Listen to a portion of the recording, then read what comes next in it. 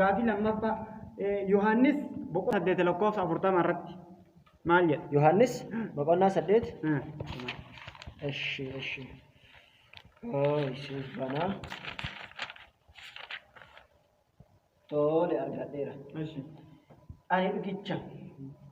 Isaan Waaqayyo irraa dhagaye isinitti himaa jira. Isin garuu ana nama akkasii ajjeesuu barbaaddu. Achumaan dhaabadhaa paastar. Ana nama akkasii ajjeesuu barbaaddu jedhaa jira Yesuus Kiristoos. Lama nama ta'uu Yesuus Kiristoos ragaa lama afaan keessan irraa dhaga'ee jira. Gaafii sadaffaa paastar dhugaa fudhachuu keessaniif galatooma isiniin jecha Wangeela Luqaas boqonnaa 12 lakkoofsa 8 maal? Waa waliin hubachiifnu osoo biran ta'e waa waliin hubachiifnu. Hubachiisaa ishee. Barbakkeen kun Waaqayyo biraan hafnee bara. Nullee jecha Waaqayyo keessa dhabaarraa jecha Waaqayyo. Fakkeenyaaf wanti wayii addaana kun qabu. Yesuus Waaqayyo addaan jafu. Yesuus ergamaadha. Waaqayyo ergate. Kanaafuu addaan hin hafne jarri maal taatan nama ta'uu isaati kan hin fudhatan. Addaan afaan jiru bara addaan afaan jiru. Akkamitti addaan hafee mee addaan hafee sana nu addaan hafee sarara bara Waaqayyo Yesuus biraan galnu. Yesuus Waaqayyo biraan galnu. Walitti dubbanna bakka tokkotti. Ergamaadha miiree inni. Mee ergamaa kan jedhu kunoo mee dubbisa. Wangeela Yohaannis boqonnaa 8 lakkoofsa 40 irratti maal jedha? Boqonnaa ani dhugicha. Isaan Waaqayyo irraa dhagaye isinitti himee jira. Ayyee. Isin garuu nama akkasii ana nama akkasii ajjeesuu barbaaddu. Ana nama akkasii nama jedhee ishi biraa deemnu. Gaafii sadaffaa nama waan gaarii isinitti ajjeesuu barbaadu jechuudha. Waan gaarii isinitti ilaala jechuudha. Nama mire ana nama akkasii jedhe baastar. Haqa fudhannu inni bakka namaatti dhufisa. Nama jedhee mire bakka nama keessa jirutti akka namaatti dhufisa jedhaa irraa miti. Bakka nama keessa jirutti bakka Waaqayyootti akka Waaqayyootti dhufisa. Bakka namaatti akka namaatti dhufisa. Eenyu? Waaqayyo. Yesuus moo? Waaqayyo Yesuus badanii ishi ittiin deemna haa ta'u. Gaafii sadaffaa. Daanamni akka hin biratarra ishiitan akka hin biratarra. Yesuus ani nama jedhaa paastar maal taata? Nama dhaamiraani ofii afaan keessaniin dubbisaa ta'an har'a hin dubbisuu jedhee bara Wangeela mala lakkoofsa bichaatti isinii akeeka. Wangeela Luqaas boqonnaa 12 lakkoofsi 8 maal jedha? Luqaas meeqa? Wangeela Luqaas boqonnaa 12 lakkoofsi 8 maal jedha? Boqonnaa 12 lakkoofsa 8 ani isinittan hima eenyullee namoota duratti eenyu akkan ta'e dhugaa ba'ee yoo mul'ise anis ilma namaa ergamoota Waaqayyoo duratti akkasuma dhugaa nan ba'a. Anis ilmi namaa lakka anis ilma namaa jedha Wangeelli. Anis ilma namaa jedha. Akkas jedhee anis ilmi namaa ilma namaatti dhugaa baay'eedha. Anis ilmi namallee ergamoota duratti ragaa isinii ba'a jechuun jira. Anis ilmi namaa biraa deemnu ilmi namaa hin jenne bara.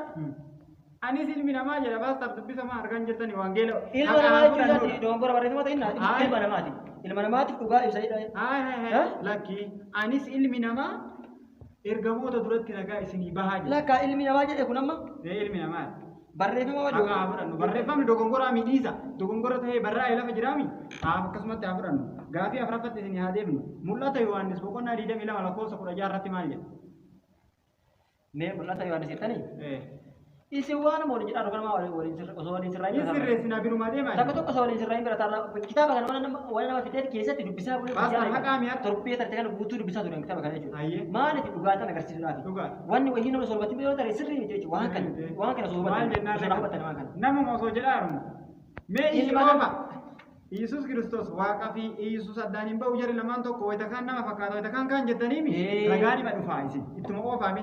Wangeela mul'ata Yohaannis boqonnaa 22 lakkoofsa 16 irratti maal jedha? Inni dhufu sun wanti kun hundinuu waldoota kiristaanaa akka ga'uuf ani Yesuus ergamaa koo ergee isiniif dhugaa baasisee jira.